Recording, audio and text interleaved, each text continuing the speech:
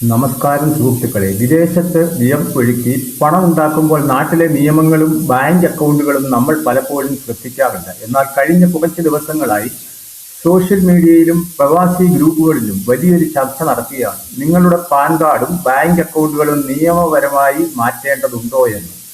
ഇന്ന് നമ്മൾ സംസാരിക്കുന്നത് പ്രവാസികൾ തീർച്ചയായും അറിഞ്ഞിരിക്കേണ്ട നിയമപരമായ 3 പ്രധാനപ്പെട്ട കാര്യങ്ങളെക്കുറിച്ചാണ്. വിദേശത്തെ ജോലിയുള്ളവരും ഇനി വിദേശത്തു നിന്നും തിരിച്ച് നാട്ടിൽ സ്ഥിരതാമസമാക്കാൻ ആഗ്രഹിക്കുന്നവരും ഈ വീഡിയോ പൂർണ്ണമായും കാണുക.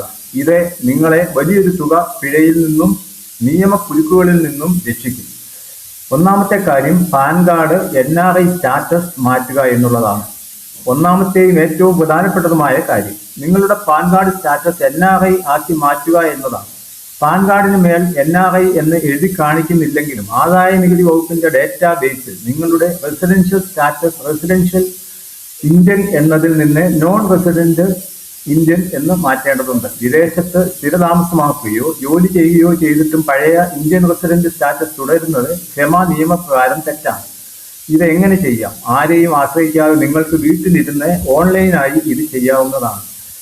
NSDL അല്ലെങ്കിൽ മറ്റ് വെബ്സൈറ്റ് വഴി changes of correction pan data എന്ന ഓപ്ഷൻ തിരഞ്ഞെടുത്ത് നിങ്ങളുടെ വിദേശ വിലാസവും ഫോൺ നമ്പറും നൽകി ഇതിന് അപേക്ഷിക്കാവുന്നതാണ്. ആധാർ OTP വഴിയോ ഡിജിറ്റൽ രേഖകൾ വഴിയോ ഇത് പൂർത്തിയാക്കാം. ഇതിനായി ചെറിയൊരു ഫീസും അന്താരാഷ്ട്ര കൊറിയർ ചാർജ് ഉൾപ്പെടെ നൽകേണ്ടി വരും. ഇത് ചെയ്തില്ലെങ്കിൽ ബാങ്ക് അക്കൗണ്ട് മരവിപ്പിക്കപ്പെടാനോ വലിയ നികുതി പ്രശ്നങ്ങൾ ഉണ്ടാകാനോ സാധ്യതയുണ്ട്. സ്റ്റാറ്റസ് മാറ്റിയാൽ പിന്നെ അത് ബാങ്കിൽ കൊടുക്കണം, തീർച്ചയായും നൽകണം. പാൻ കാർഡ് അഡ്രസ് അപ്ഡേറ്റ് ചെയ്തു കഴിഞ്ഞാൽ ആ പുതിയ പാൻ കാർഡും പാസ്പോർട്ട് കോപ്പിയും വിദേശത്തെ രേഖകളും സഹിതം നിങ്ങളുടെ ഇന്ത്യൻ ബാങ്കിനെ സമീപിക്കണം. നിങ്ങളുടെ നിലവിലുള്ള റെസിഡൻസ് സേവിംഗ് അക്കൗണ്ട് നിയമപരമായി NRI അല്ലെങ്കിൽ NRO അക്കൗണ്ടുകളിലേക്ക് മാറ്റേണ്ടതുണ്ട്. വിദേശത്തു നിന്നും തിരിച്ചു വന്നാൽ ഈ സ്റ്റാറ്റസ് പഴയതുപോലെ ആക്കാമോ? തീർച്ചയായും ഇതിനും കഴിയും. നിങ്ങൾ വിദേശത്തെ ജോലി അവസാനിച്ച് ഇന്ത്യയിലേക്ക് സ്ഥിരതാമസമായി തിരിച്ചെത്തുകയാണെങ്കിൽ, റെസിഡന്റ് ഇന്ത്യൻ ആവുകയാണെങ്കിൽ വീണ്ടും പാൻ കാർഡ് കറക്ഷൻ ആപ്ലിക്കേഷൻ വഴി നിങ്ങളുടെ ഇന്ത്യൻ വിലാസവും റെസിഡന്റ് സ്റ്റാറ്റസും തിരിച്ച് പഴയതുപോലെ മാറ്റാവുന്നതാണ്.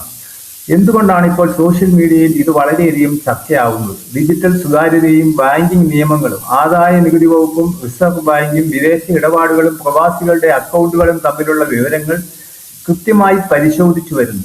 പ്രവാസികൾ അറിയാതെ ചെയ്തു പോകുന്ന ചെറിയ നിയമലംഘനങ്ങൾ വലിയ പിഴകളിലേക്ക് നയിച്ചേക്കാം എന്നതിനാലാണ് ഫൈനാൻഷ്യൽ ബ്ലോഗേഴ്സും യൂട്യൂബർമാരും ഇപ്പോൾ ഇത് വലിയ വാർത്തയായി അവതരിപ്പിക്കുന്നത്. ഇനി രണ്ടാമത്തെ പ്രധാനപ്പെട്ട കാര്യം, നാട്ടിൽ വെച്ച് എത്തിയിട്ടുള്ള സാധാരണ ബാങ്ക് അക്കൗണ്ട്, അതായത് ഓർഡിനറി ബാങ്ക് അക്കൗണ്ട് NRO അക്കൗണ്ടിലേക്ക് മാറ്റുക എന്നതാണ്.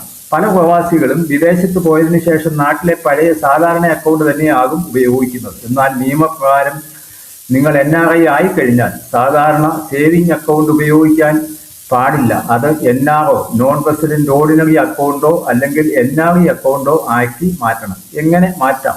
നിങ്ങൾ പാൻ കാർഡിൽ NRI സ്റ്റാറ്റസ് അപ്ഡേറ്റ് ചെയ്തു കഴിഞ്ഞാൽ പുതിയ പാൻ കാർഡും പാസ്പോർട്ടിന്റെ കോപ്പിയും വിദേശത്തെ തൊഴിൽ രേഖകളും സഹിതം നിങ്ങളുടെ ഇന്ത്യൻ ബാങ്കിലെ ഹോം ബ്രാഞ്ചിൽ അപേക്ഷ നൽകുക. ബാങ്ക് അധികാരികൾ നിങ്ങളുടെ പഴയ അക്കൗണ്ട് നിയമപരമായി NRO അക്കൗണ്ടിലേക്ക് മാറ്റിത്തരും. നാട്ടിലുള്ള നിങ്ങളുടെ വാടക വരുമാനമോ പെൻഷനോ ഒക്കെ കൈകാര്യം ചെയ്യാൻ ഈ NRO അക്കൗണ്ടാണ് ഉപയോഗിക്കേണ്ടത്. ഇനി മൂന്നാമത്തെ കാര്യം നേരെ തിരിച്ചാണ്. അതായത് വിദേശത്തെ ജോലി അവസാനിപ്പിച്ച് ഇന്ത്യയിലേക്ക് സ്ഥിരമായി തിരിച്ചെത്തിയ പ്രവാസികൾ അറിഞ്ഞിരിക്കേണ്ട ഒന്നാണ്.